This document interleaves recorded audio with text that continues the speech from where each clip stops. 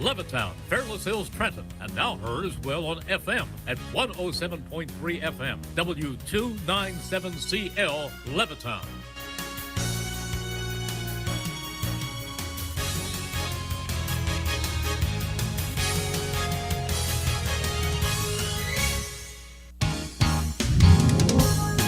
This is the Independence Blue Cross Bull Session, a weekly recap of your 2023 Phillies. Broadcasting live from Chickies and Pete's. Tonight's show is brought to you by Team Toyota, BCWSA, Fogo de Show, Independence Blue Cross, and Capital Grill. Now, here are your hosts, Phillies PA announcer Dan Baker and Mickey Morandini. Hey, good evening, everybody. Welcome to Chickies and Pete's in Audubon, PA on Shenandoah Boulevard, and it's great to be back here again. It's great to see everybody. We have a real nice crowd here, and my goodness, celebrity manager too, Pete Cherokee Jr. Great to see Pete coming in here tonight. Wow. Pete, thank you for having us, and I'm privileged to be joined by one of the most popular Phillies ever. He was a 1995 National League All-Star second baseman. Wow. He helped lead the Phillies to the 1993 National League pennant. Of course, the Phillies lost to the Blue Jays in the World Series in 1993. They're hosting the Blue Jays tomorrow and Wednesday, by the way, at Citizens Bank Park. But Mickey Morandini played a fabulous second base. He is still among the all-time leading defensive second baseman in the history of Major League Baseball. He's been in the top. That deserves a round of applause. Thank you. There's been a lot of really, really good defensive second basemen. Mickey is among the best in the history of the game. Ladies and gentlemen, would you please welcome number 12, Phillies second baseman, Mickey Morandini. Hi, everybody. Well, God, people love to see him and hear him, and he's doing a great job. And in fact, Mickey, you just came from one function and you're headed to another. So tell us where you've been and where you're going. Yeah, I played in Mike Quick's celebrity golf tournament today, charity golf tournament. Great time out in Torresdale at Union League Golf Course, beautiful golf course. And for the first time, I was closest to the pin on a par 3. Wow. First time ever. So the game's coming along nicely. But and then I'm headed to Aaron Nola's. He's having a charity bowling event after this. So headed back into Philadelphia for that. So it's been a full day. Well, Mickey, thank you for the great job that you're doing as a Phillies ambassador, and, of course, for your many years of service as a Phillies player, as a member of the United States Olympic baseball team. And he certainly has a great, great baseball background, and we're proud to have him as a co-host on the 2023 edition of the Blue Cross Bull Session. Now, our special guest tonight is the Phillies' first ever Gold Glove winner. Now, you know, Gold Glove signifies the best defense at that position, whether it's National League or American League. And the first Philly to ever win the Gold Glove Award, which came into existence in the 60s, is our guest tonight. He had a 12-year big league career, shortstop, very good defensive shortstop. 8 years with the Phillies, 1960 through 68. 4 years with the Expos, 1969 through 1972. And he would like you to know that he hit more career home runs than Richie Ashburn, by the way. 30 to 29, right, Bobby? That is correct. So, they were further, too. And he was known throughout baseball as an outstanding bench coach. Bobby coached the Phillies from 1972 through 83. He coached the Braves from 1985 to 1992. He coached the New York Mets from 1993 to 1996. So would you please welcome our special guest tonight, the Phillies' first ever Gold Glove winner, number 7, shortstop Bobby Wine. There he is. And Bobby, I was talking to Mickey Morandini when we were waiting for your and Fran's arrival, Bobby's beautiful wife, Fran. Bobby was drafted by the Phillies in 1957. And that year he played for Johnson City in the Appalachian League. In 1958, he was with the Bakersfield Bears of the California League. In 1959, he played for the Phillies Eastern League affiliate, at that time, the Williamsport Grays. And then he had a big year in 1960 with the Buffalo Bisons of the International League.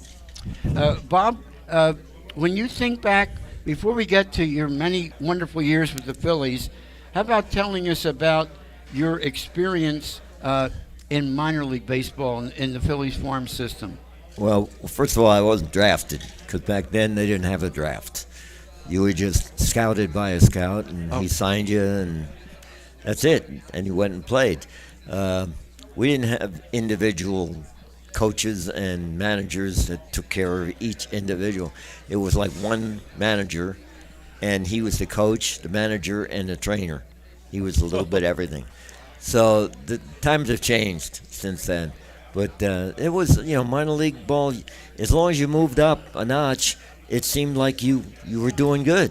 And apparently, when they moved you along, they had a plan for you. So each year that luckily I moved, I didn't repeat A ball or B ball or C ball. I moved up the next notch, and then when I got the Phillies and stayed there. Mickey, tell us about your minor league progression. Yeah, I was pretty lucky. It went pretty quickly. I only spent 2 years in the minors. I played in the Olympics, and then the following year started out in Spartanburg, South Carolina. And then that same year I moved up to Clearwater for about 3 weeks and then jumped to Reading to finish this season. And then I spent my next year in Scranton. And then I got called up at the end of that year. You're listening to the Independence Blue Cross Bull Session on WBCB 1490 AM and 107.3 FM. And tonight our celebrities are 2 very good Phillies infielders, second baseman Mickey Morandini and shortstop Bobby Wine. Bobby, we didn't mention that Bobby was the bench coach, basically the second lieutenant to Dallas Green when the Phillies won their first ever World Series in 1980. Bobby Wine was the bench coach on that team, and he was top lieutenant for the Atlanta Braves. In fact, he managed the Atlanta Braves I think in 1985. For a short period, because they fired the manager, and Ted Turner had the team, and he turned it over to me. And then at the end of the year, he said, if Bobby Cox, Tommy Lasorda, or Chuck Tanner don't get fired, he said, it's your job. Well, Cox won in Toronto. Lasorda's never going to leave the Dodgers, and Tanner got fired in Pittsburgh.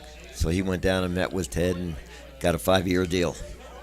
And didn't you run into a similar situation in Philadelphia, Bobby? Because there were many who thought you were the heir apparent to be a Phillies manager. Well, I think a lot of people did, and including me.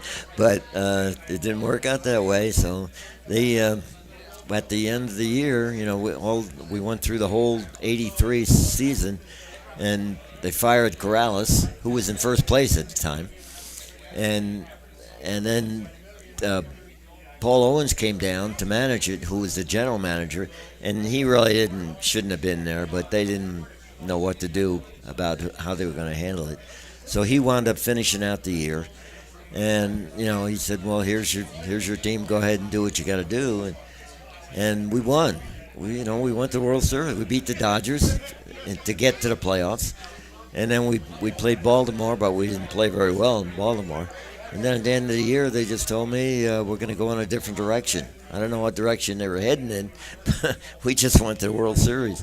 But so I moved on to Atlanta, and I got hooked up with Bobby Cox and became his advanced scout and coach and whatever else you want to call it. And I enjoyed myself with them. They were very fair with me. And that was it. Bobby, if anybody in our audience is not familiar with the playing career of Bobby Wine,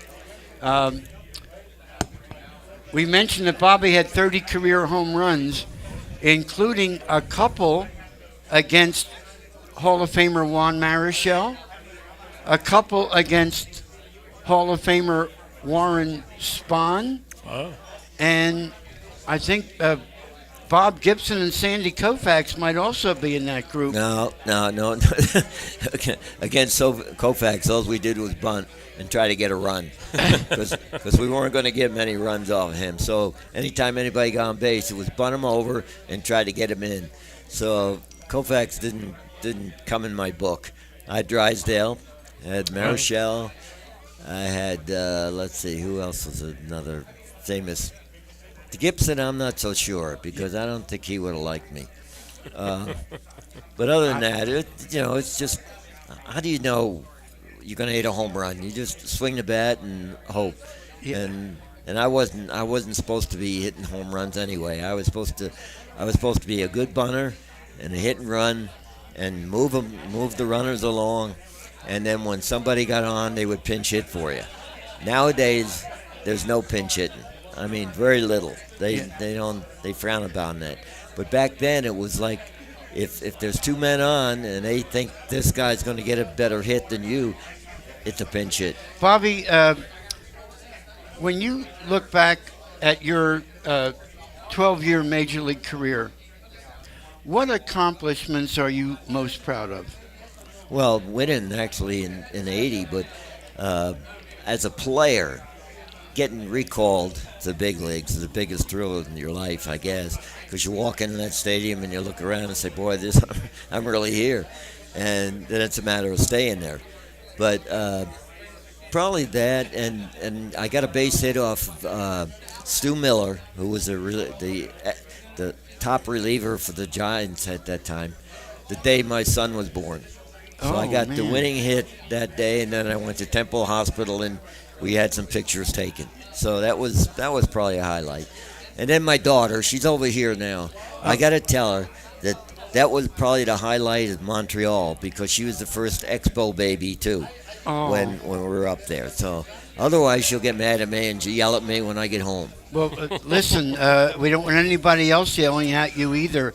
Whom have you brought from the Wine family to join us at Chickies and Pete's in Audubon? Well, my son-in-law, my wife, Fran, of how many years? 60?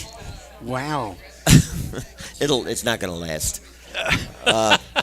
My granddaughter, Taylor, and my grandson, Chad. We have 11 grandchildren and 10 great-grandkids. Wow. And so we get a house full, and they're all close by. As you see, they're waiting to eat here. Oh. Who? And my son-in-law, Gene. I mentioned Gene. Okay. He's our driver, too. We just drove in from Florida. We were in Clearwater, and we still love Clearwater. Clearwater is the highlight of our life. She makes us go every year. My daughter. Yeah. Because she remembers the old days. It's on the beach and going fishing and swimming and everything. And it is a highlight. It is a highlight. I want to ask you this question. Of course, you were a wonderful shortstop. Ruben Amaro Sr. Won the Gold Glove for National League shortstop in 1964. My goodness, the Phillies were blessed twice with you and Ruben. But Bobby, tell us about some of your teammates in that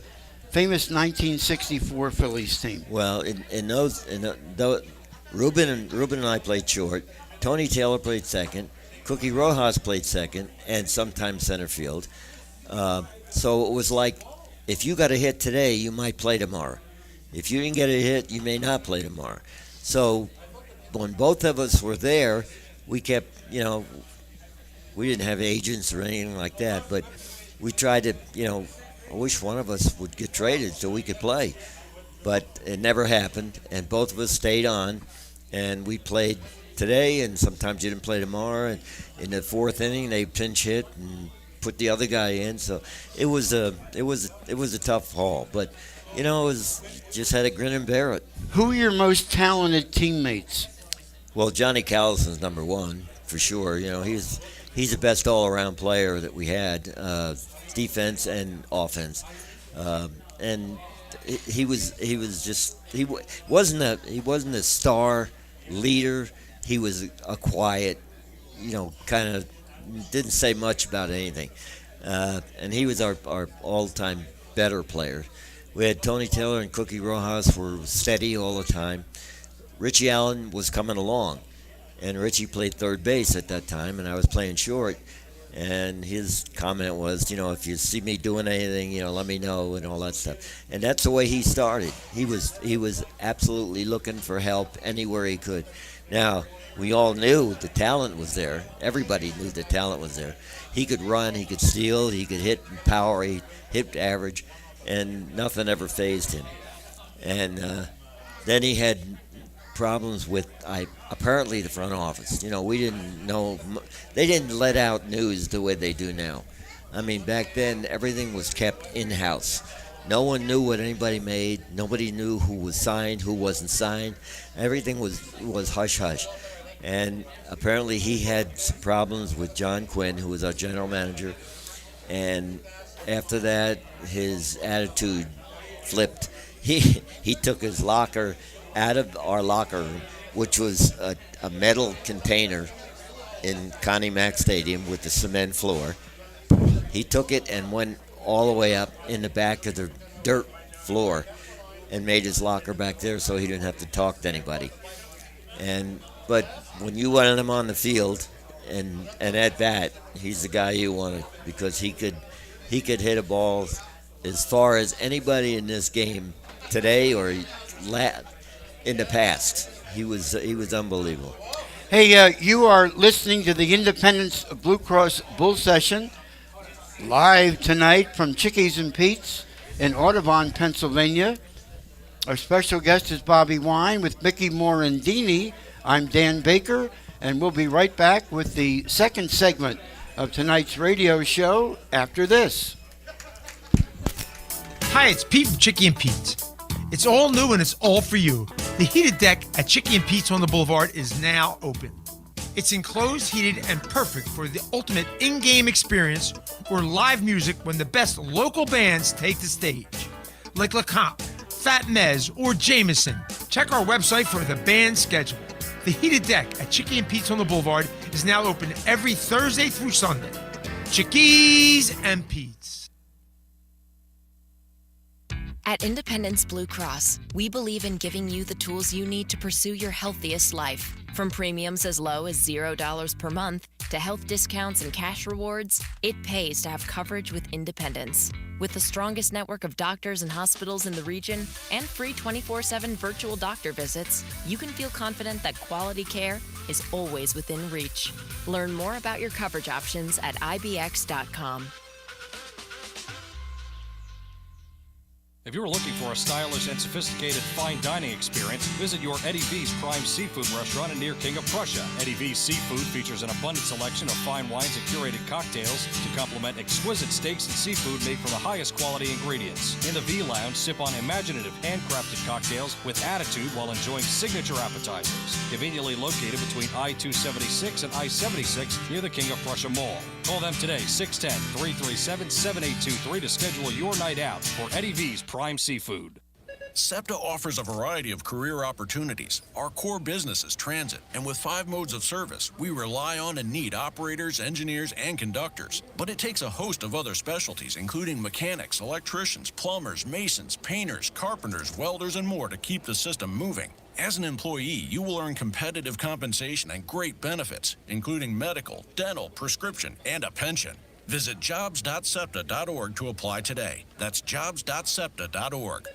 A truly unique dining experience awaits you at Fogo de Chão. Fogo de Chão awes patrons with their history and tradition of authentic Brazilian steakhouse, offering many cuts of decadent fire-roasted meats prepared over an open fire and served tableside by trained gaucho chefs. Fogo de Chão, 1337 Chestnut Street in Center City, Philadelphia. For reservations, go to www.fogo.com or call 215-636-9700. We now return to the Independence Blue Cross Bull Session. Once again, here are your hosts, Phillies PA announcer Dan Baker and Mickey Morandini. Thank you, everybody. Thank you for joining Mickey and me tonight on the Independence Blue Cross Bull Session. We're at Chickies and Pete's in Audubon, Pennsylvania on Shenandoah Boulevard. And our special guest is Bobby Wine, the first ever Gold Glove winner for defensive supremacy. Bobby Wine, number 7. Of course, we have a number 7 at shortstop now, Trey Turner. Here's the original number 7, Bobby Wine. And Bobby's, boy, I'll tell you, Bobby, you're signing a lot of autographs over there. And it's great. Good-looking young man. Yeah, I'm telling you. I'm thinking that one photo looks like your bar mitzvah picture. I don't know. It's pretty youthful. Hey. You know. I signed when I was 18. Yeah. Hey, and what a good-looking family you brought with you tonight, too, Bob. Hey, I wanted to ask you, first of all, Mickey, let's reflect on the 2023 Phillies for just a moment. Each week we try to pick the Phillies Player of the Week. That's our Independence Blue Cross Live Fearless Phillies Player of the Week. So, Mickey, whom have you selected for this week? Yeah, he's a different hitter this year. Mr. Consistency so far through about the first 6 weeks of the season, Nick Castellanos. I mean, he's hitting .304. He's amongst lead leaguers in doubles. He's got 13 already. He's got 25 RBIs right now. So he's kind of holding this group together right now while some guys are struggling. We're enjoying, of course, talking Phillies history with Bobby Wine tonight, and we want to ask Mickey about the current Phillies. Mickey Morandini, how would you assess things, through the first month? We're through April now. We're into May, and we've seen some good things and some things where we need to get better at.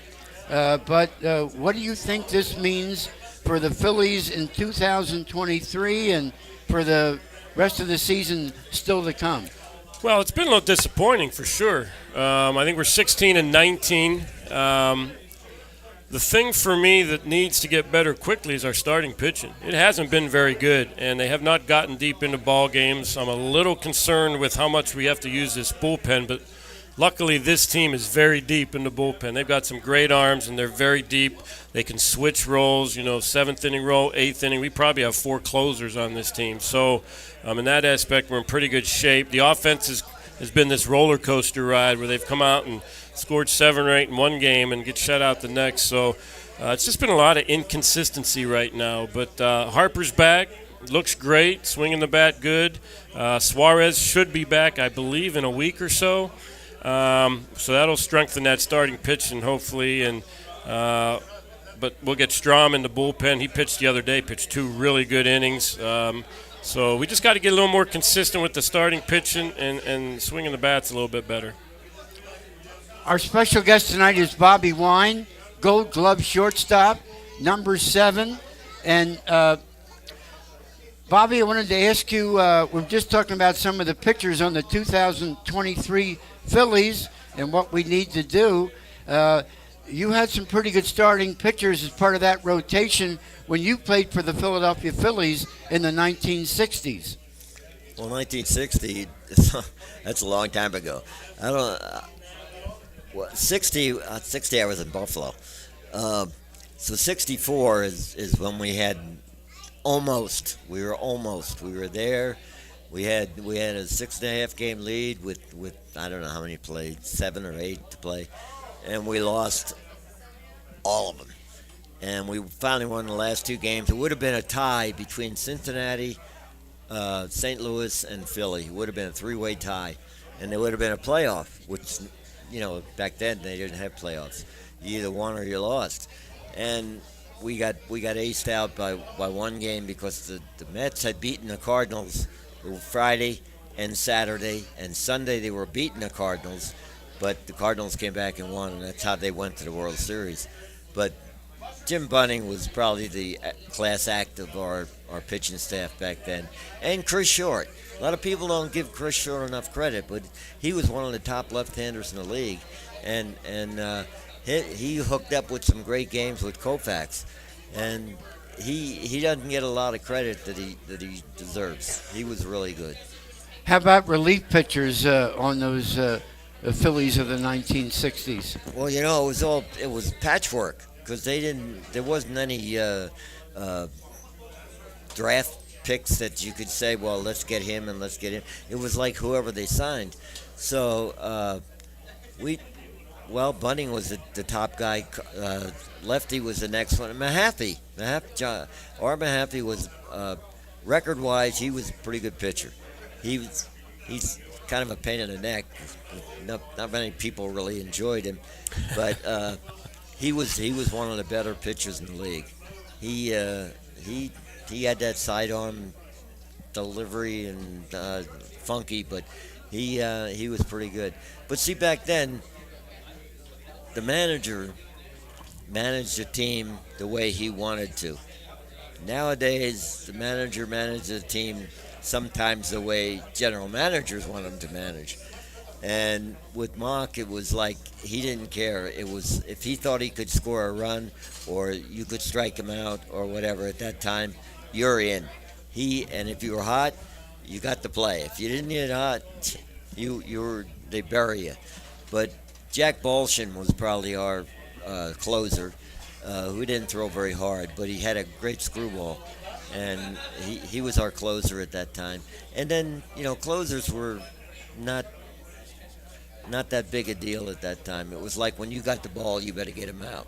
That's the way it worked out. Well, back in your day, complete game was everybody threw complete games back in your day. Throw 150, 160 pitches. You didn't have the 7th inning guy, the 8th inning guy, the 9th inning guy. I mean, your start. So how many relievers did you guys normally carry? Probably, 5 maybe? We had, probably, because when Bunning pitched, he didn't come out of a game. Right. When Short pitched, he didn't come out of a game. So Mahaffey didn't come out of a game. So they were going to win it or lose it. Right. Just like all the rest of the Drysdales and Koufaxes and all those other guys. They were going to win. So if Jim Bunning was pitching today and the manager came out after 100 pitches, he's not handing him that ball, is he? Not even close. Not even close. Drysdale would have pinched his head off. There's no, that didn't happen. There was no putting him in order and all that stuff. You would have liked to do that, but there was nothing. Yeah. Whoever got the ball, get him out. Bobby, when you first came up with the Phillies, they still had Hall of Famer Robin Roberts, but Robin was near the tail end of his Phillies career. Of course, he won 286 games in his brilliant career. He's a member of the Hall of Fame in Cooperstown. How would you compare like a Robin Roberts and a Jim Bunning? Well, both of them were absolute professionals. They were way ahead of the whole world. They knew how to take care of themselves. They knew what they had to do to win. They knew how to take care of them body. See, Bunning and Roberts, they weren't preachers. I mean, they didn't go around saying, well, you got to straighten up and you got to do this. They didn't do it. They led by example. And they were by far the ultimate pros in baseball. They were. Robbie was at the end of his career when I signed. Kurt Simmons was another guy. If he didn't cut his toe off, he could have been in the Hall of Fame too. He had that kind of stuff. But they didn't. They just went about their business and played the game. Mickey, you were also blessed to have some excellent pitching on the Phillies of 1993, and you had a pretty good baseball team, and that year the Phillies led from beginning to end, and I think you finished in last place in the NL East the year before. But what accounts for that turnaround, such a dramatic turnaround from one year to the next? Yeah, well, Lee Thomas was our general manager that year, and instead of just going out and getting a superstar, maybe bring in some people, he went out and got quality veteran players, Incaviglia, Eisenreich, Milt Thompson, Danny Jackson, those types of players, and man, it made a difference. And then you have to have guys have career years. Lenny had a career year, Dalton had a career year, Dave Hollins, Schilling had a career year. Tommy Green won 16 games. So those are the things you need to. And we stayed healthy. We were healthy that year. And, you get on that roll early, and then the confidence starts building, and we start getting 40, 45,000 at the vet, and that makes a difference, as Bobby probably knows, playing in front of big crowds. And we just kind of took off and never looked back. Boy, you brought a lot of excitement. Of course, that was one of everybody knows that you're about my favorite name to say. Right. Of all the thousands of names that I've had the privilege to introduce as a PA announcer for the Phillies since 1972, announcing number 12, second baseman Mickey Morandini's got to be right at the top of the list. But when Harry Callis had a great Mickey Morandini call. You both did, yes. And it was always great to hear Harry describing your accomplishments on the field. Yeah, it was fun. Both you guys put me on the map. But just by the way you said my name, you guys put me on the map here in Philadelphia. You put yourself on the map, fella, and what an honor it was for us to be able to call your name. Ladies and gentlemen, that concludes the first half of tonight's Independence Blue Cross Bull Session on WBCB 1490 AM and 107.3 FM. We're live at Chickies and Pete's on Shenandoah Boulevard in Audubon, Pennsylvania. Back with the second half of tonight's show in just a moment. Hi, it's Pete from Chickie and Pete's. It's all new and it's all for you. The heated deck at Chickie and Pete's on the Boulevard is now open. It's enclosed, heated, and perfect for the ultimate in-game experience or live music when the best local bands take the stage. Like LeComp, Fat Mez, or Jameson. Check our website for the band schedule. The heated deck at Chickie and Pete's on the Boulevard is now open every Thursday through Sunday. Chickies and Pete's. At Independence Blue Cross, we believe in giving you the tools you need to pursue your healthiest life. From premiums as low as $0 per month to health discounts and cash rewards, it pays to have coverage with Independence. With the strongest network of doctors and hospitals in the region and free 24/7 virtual doctor visits, you can feel confident that quality care is always within reach. Learn more about your coverage options at ibx.com. If you're looking for a stylish and sophisticated fine dining experience, visit your Eddie V's Prime Seafood restaurant near King of Prussia. Eddie V's Seafood features an abundant selection of fine wines and curated cocktails to complement exquisite steaks and seafood made from the highest quality ingredients. In the V Lounge, sip on imaginative handcrafted cocktails with attitude while enjoying signature appetizers. Conveniently located between I-276 and I-76 near the King of Prussia Mall. Call them today, 610-337-7823 to schedule your night out for Eddie V's Prime Seafood. There really is nothing like a home team advantage. That's why Team Toyota makes a great choice for your next vehicle purchase or service. With our MVP pricing guarantee, teammate rewards program, and streamlined customer experience, our award-winning operation ensures that you can trust our process. A home team advantage is nothing without the community. Our employees are part of our family, part of your town, and we're all part of the team. We're always here for you at one of our 3 locations in Princeton, Langhorne, and Glen Mills, or at teamtoyota.net. A truly unique dining experience awaits you at Fogo de Chão. Fogo de Chão awes patrons with their history and tradition of authentic Brazilian steakhouse, offering many cuts of decadent fire-roasted meats prepared over an open fire and served tableside by trained gaucho chefs. Fogo de Chão, 1337 Chestnut Street in Center City, Philadelphia. For reservations, go to www.fogo.com or call 215-636-9700.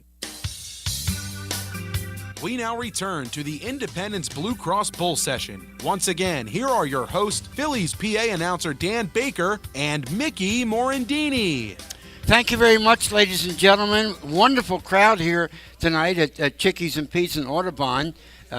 Joining Mickey Morandini and myself this evening on the Independence Blue Cross Bull Session on WBCB is Bobby Wine, the Phillies' first ever Gold Glove winner.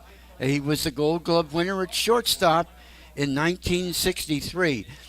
Bob, how did that award come about? How were you notified, and in what way? Do you have a beautiful Gold Glove at home in your trophy room? Or? Well, I have no idea how it happened. All I know is that one day someone called me and said, "You won a Gold Glove," and back then they didn't make a big deal out of anything. It was just kind of okay until I realized what it was.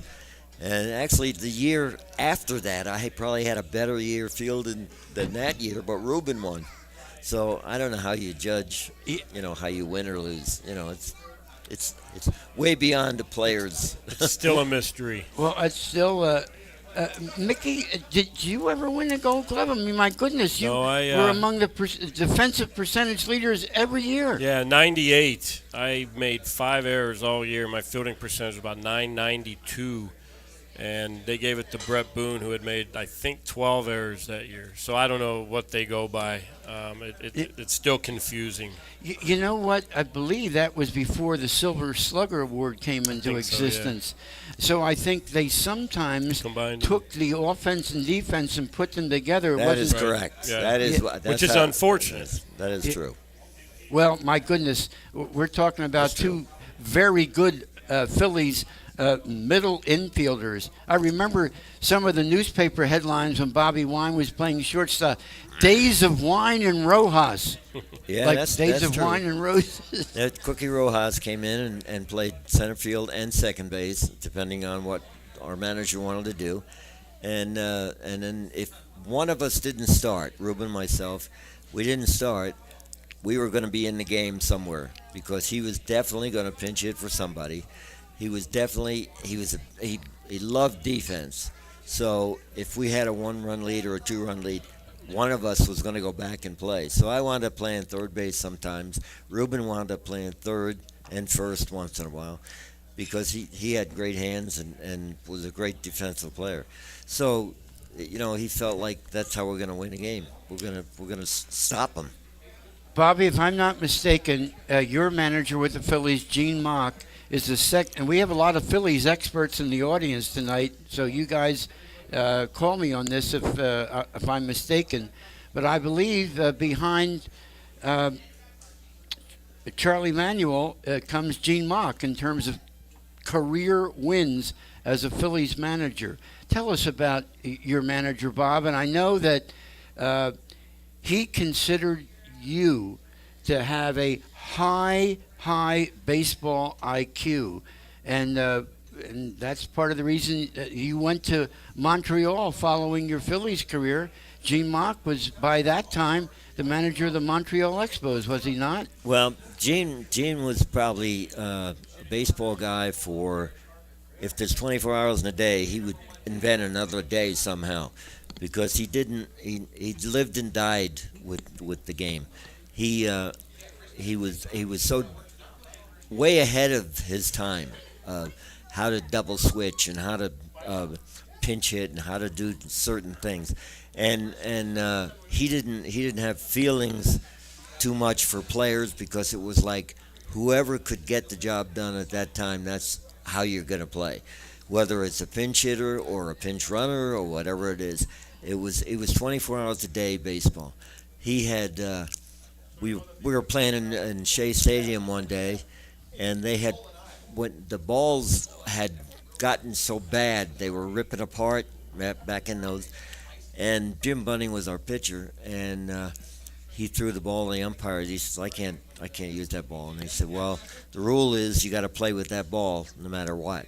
He says, I can't pitch this ball. So Ma calls timeout, walks out to the mound, steps on the ball with his spikes, puts a big gash in the ball, gives it to Bunning, and then goes to the dugout. And the umpire says, let me see that ball. And he shows him the ball, and he's got to cut it. So he throws it out. So it took a waste of time to just get a new ball. That was when they were falling apart. The balls were falling apart. But he was way, way ahead of his time about if you wanted to know baseball, you wanted to be around him, because he was the most hated, one of the most hated managers to play against. But yet all those people that played against him, when they wound up playing for him or coaching for him, they were amazed how intelligent and how he dedicated himself to the game. Well, I'll tell you, two more current Phillies who feel that way are Greg Luzinski and Bob Boone. Well, he wound up going to Kansas City with Bob Boone and Luzinski, and they were with us and playing against him all that time, but they knew what kind of baseball guy he was. Mickey, did you have a favorite manager in your big league career? Oh, absolutely. I only had 3 managers, but Jim Fregosi was my favorite. I had Jim. He's got a special place in my heart because he's the one that called me up to the big leagues, my first day in the big leagues. But just a special guy, baseball guy, knew baseball, really helped my career, stuck with me when I was struggling in the big leagues, but a super guy that I think I was with Jim for almost 7 years in the big leagues, so he was definitely my favorite. Now, Jim is a former infielder himself and a very fine player.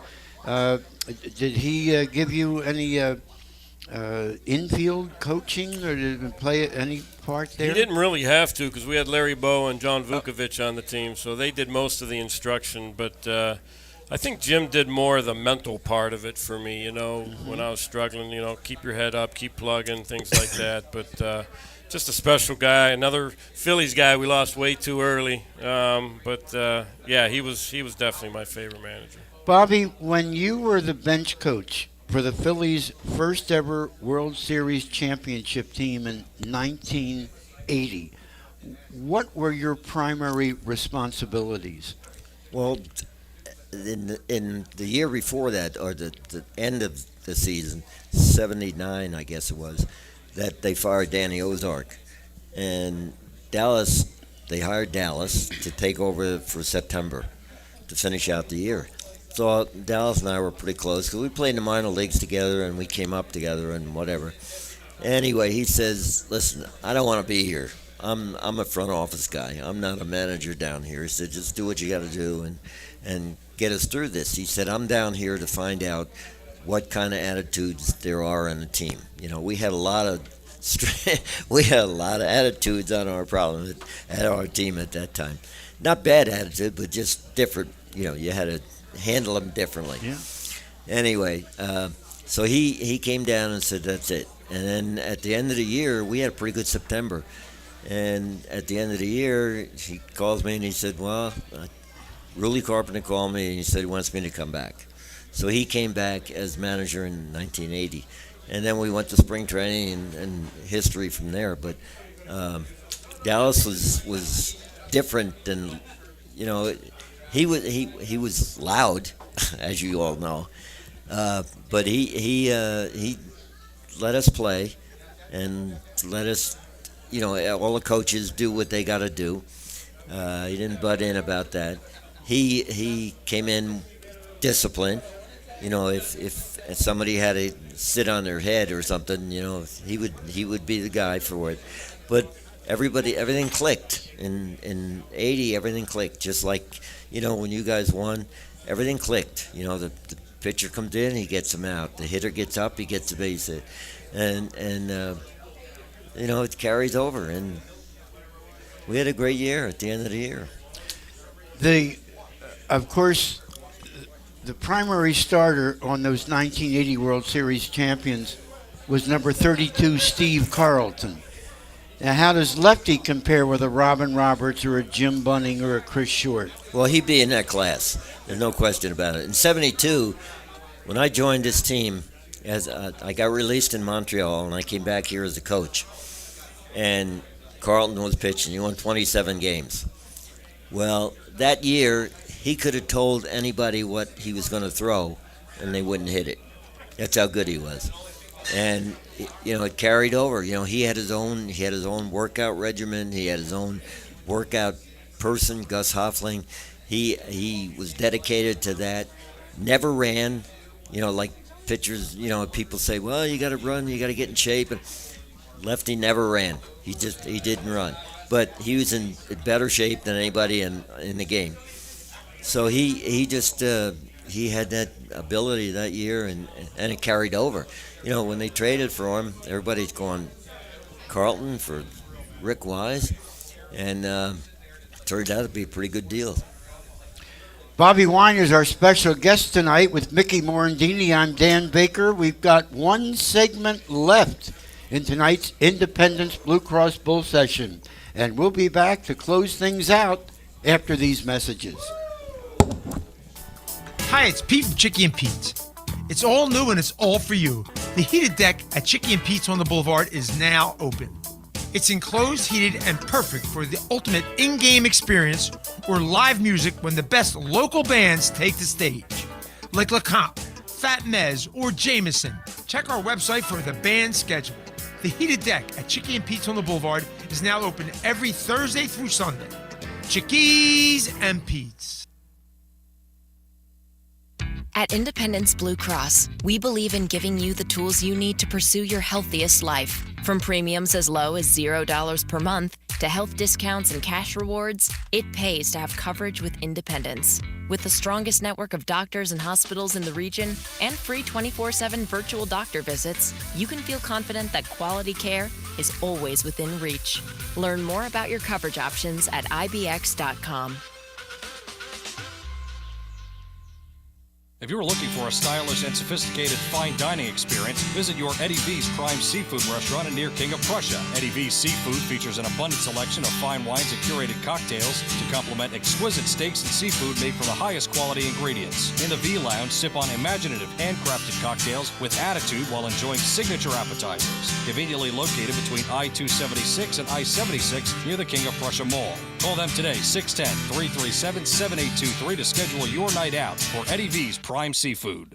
There really is nothing like a home team advantage. That's why Team Toyota makes a great choice for your next vehicle purchase or service. With our MVP pricing guarantee, teammate rewards program, and streamlined customer experience, our award-winning operation ensures that you can trust our process. A home team advantage is nothing without the community. Our employees are part of our family, part of your town, and we're all part of the team. We're always here for you at one of our 3 locations in Princeton, Langhorne, and Glen Mills, or at teamtoyota.net.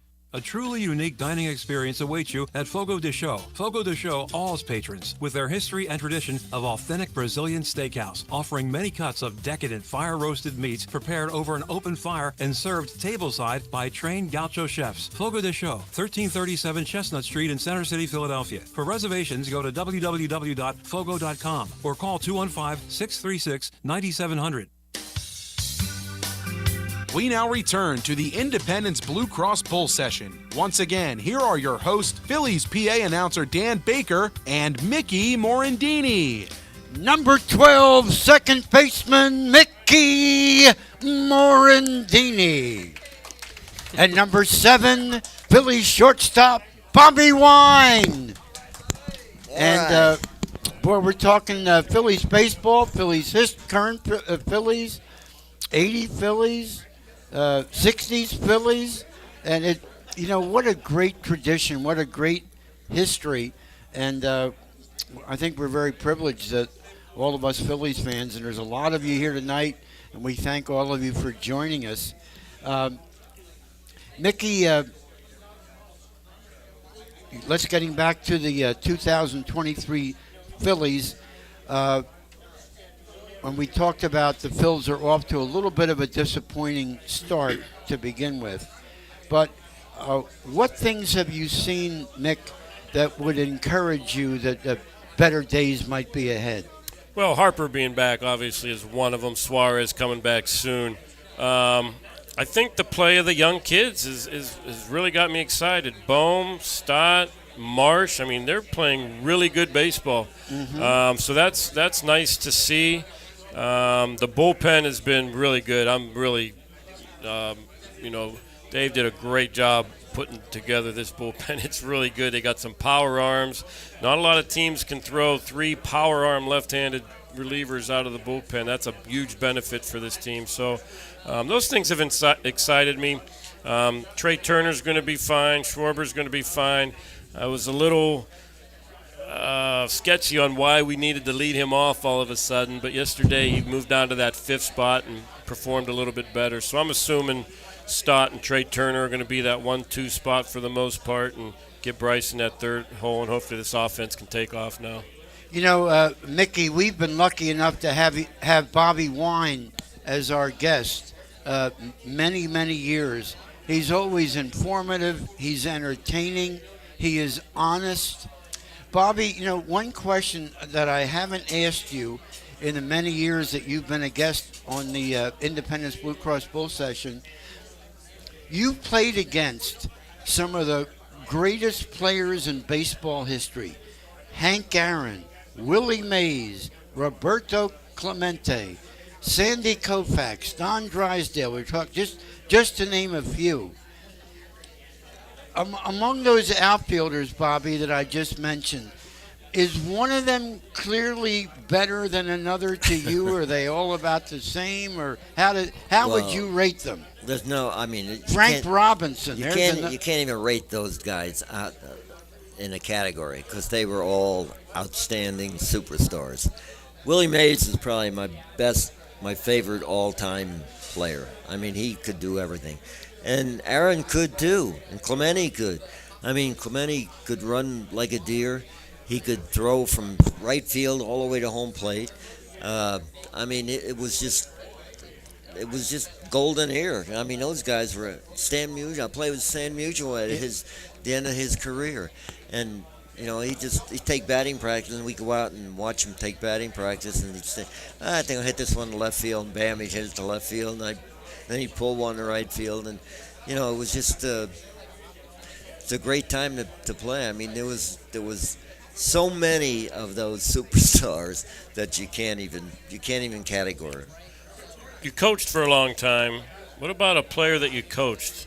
Anybody on the top? Well, yeah. Well, the latest one would be Mike Schmidt. I had Mike in winter ball. Went down to winter ball and managed down there, and he came down as a player. I had a pretty good team that year.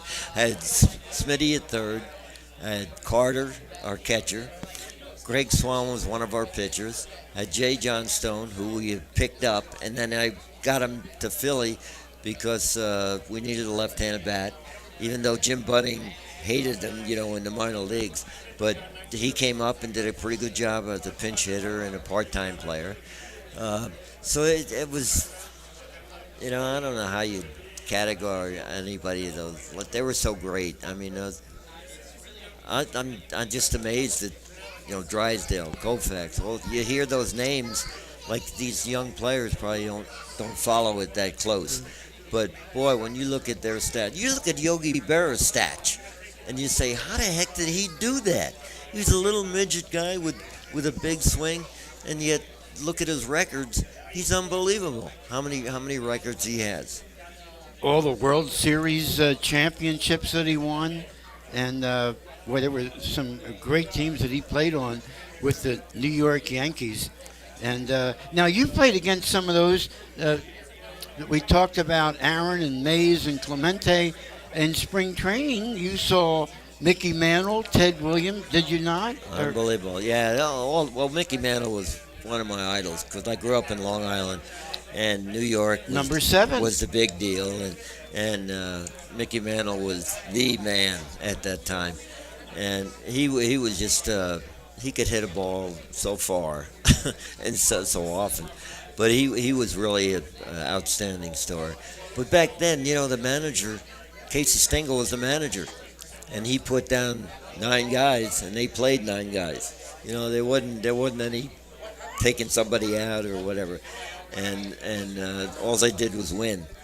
But they didn't have the systems they have now. Nowadays they know everything about a player, off the field, on the field, anywhere. So back then they didn't worry about all that. It was just to play the game, just be there and play the game. And one game in New York, I don't know if this ever happened to you, but we're playing Shea Stadium, and the lineup goes up, and I'm not in the lineup. Bill White is leading off, and then they went down. So Bill White grounds out, next guy makes it out, next guy makes it out. So Mark tells me to go play short, and I said, well, I'm not in the lineup. He said, go play short. So he takes Bill White out. So I went in and played short. I played for second and third inning. In the fourth inning, I came up to hit, and he pinch hit for me. So I didn't start the game. I didn't get an at-bat, and I was just there. That's the way they managed back then. We played a series with the Giants with Alvin Dark, who was another shortstop and intelligent, one of these brain guys like Mark. We were like pawns. It was like he made a move, I got to make a move. You make a move, I'll make a move. And so now we're playing in Philly, and the two pitchers warmed up in front of the dugout in Connie Mack. So he's got Billy Heft warming up, and we got our pitcher warming up. I forget who it was, Klipstein or somebody. And now we get umpires come out, and they're handling the lineup. So Mark is a home team, so he hands his lineup in. And Dark is the visiting manager, so he looks and sees who the players are. And Mark had all the right-hand hitters hitting against Billy Heft, who was a left-hand pitcher. And Dark switched the lineup and started Bob Bolin, a right-hander who was warming up in the bullpen. So he had his guy down here, but when he saw the right-handers, he pitched the guy down in the bullpen. And then when we went back then, you went back-to-back. We would go back to Frisco, and we're playing out there. So Peanuts Lowry takes the lineup to home plate, and Alvin Dark is there. And Alvin Dark won't hand him the lineup because he thinks Mark's going to do the same thing to him. So it was so comical because neither one of them would give the lineup in to the umpires, and they're saying, "Give us the lineup, give us the lineup." And they, well, who's pitching? And it was comedy because we were just the pawns, whatever they wanted to do, they did. Mickey, we were talking about some of the superstars when Bobby Wine played. How about yourself? Was there somebody that was clearly the best in baseball? Absolutely, Barry Bonds. I don't think there's really anybody close. Larry Walker was great. There were a bunch of great players, but nobody had an eye like the strike zone like Barry. Nobody could hit a ball as far as Barry. Nobody could run like Barry and throw and play. He did it all, and just an amazing baseball player. Now, strictly baseball, he deserves Hall of Fame. Right. But will he ever get in, do you think? I don't think so. I don't think any of those guys will. Clemens and McGuire and Sosa. Yeah. I don't think any of those guys will. It's amazing when you think about baseball. You think about Hall of Fame. When you look up and you see Barry Bonds, who had 700 and some home runs. 62 or 52. Yeah. Pete Rose, who has the best hit in the world. You got who else was there? Clemens. Clemens, who's got any numbers of I apologize, awards. But we got 30 seconds left. I got you. Well, it's been fun to be with you. Bobby, thank you so much. It's been fun. You're always entertaining. You're always informative. And a lot of fun. I'll drive home. I'll be all right. Having a nice round of applause for Bobby Wine and Mickey Morandini. We'll see you next week at Chickies and Pete's in Bordentown, and former Phillies infielder Terry Harmon will be our guest. Thanks to producer Chris Hermer. Good night, everybody. You've been listening to the Independence Blue Cross Bull Session. Tonight's show is an exclusive presentation of 1490 WBCB.